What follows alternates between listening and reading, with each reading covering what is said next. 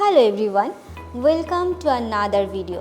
আমি জুহানা, আর আজকের ভিডিওতে আমি কথা বলবো বাংলাদেশ থেকে হায়ার স্টাডিজের জন্য নেদারল্যান্ড যাওয়ার বেশ কিছু খুঁটিনাটি বিষয় নিয়ে। যারা 2026 সালে নেদারল্যান্ডে পড়তে যেতে চান তাদের জন্য এই ভিডিওটি একদমই পারফেক্ট হতে যাচ্ছে। So no more any further do, let's get into the video.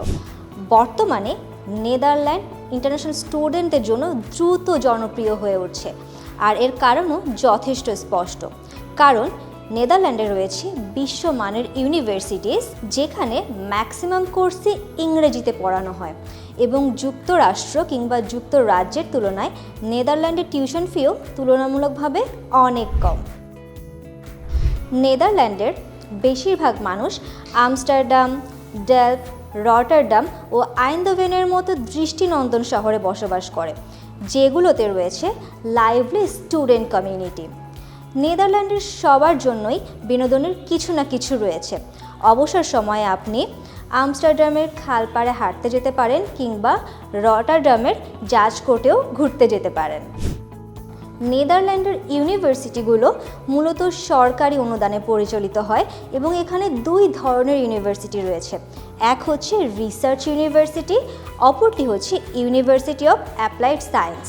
The world university র্যাঙ্কিংয়ে নেদারল্যান্ডের 13টি বিশ্ববিদ্যালয় টপ 250 এর মধ্যে রয়েছে। এছাড়া কিছু ইউনিভার্সিটি কলেজ রয়েছে যেগুলোতে হার্ভার্ডের মতো প্রতিষ্ঠানের এডুকেশন সিস্টেম ফলো করা হয় এবং সাধারণত খুব ছোট ক্যাম্পাসে বিভিন্ন ধরনের কোর্সে এখানে পড়ানো হয়ে থাকে।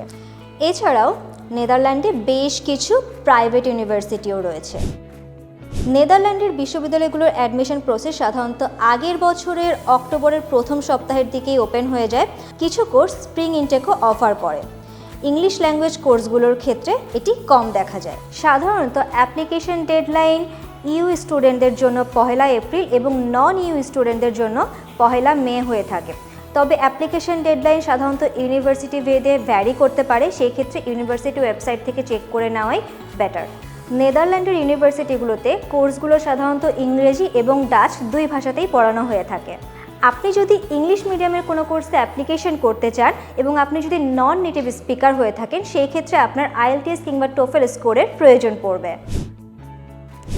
নেদারল্যান্ডের টিউশন ফি তুলনামূলকভাবে কম হলেও তা নির্ভর করে নাগরিকত্ব, বিশ্ববিদ্যালয় এবং কোর্সের ওপর।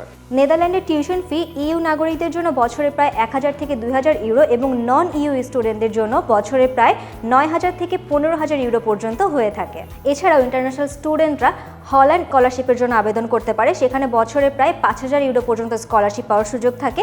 এছাড়া আরও বেশ কিছু ইন্টারন্যাশনাল স্কলারশিপ রয়েছে নেদারল্যান্ডে। আশা করি এই ভিডিওটি আপনাদের কাছে অনেক বেশি ইনফরমেটিভ মনে হয়েছে। যদি এই ভিডিওটি আপনাদের ভালো লেগে থাকে তাহলে ভিডিওটিতে একটি লাইক দিতে ভুলবেন না, আর যারা আমাদের ইউটিউব চ্যানেলে নতুন আছেন তারা আমাদের চ্যানেলটি সাবস্ক্রাইব করতেও ভুলবেন না।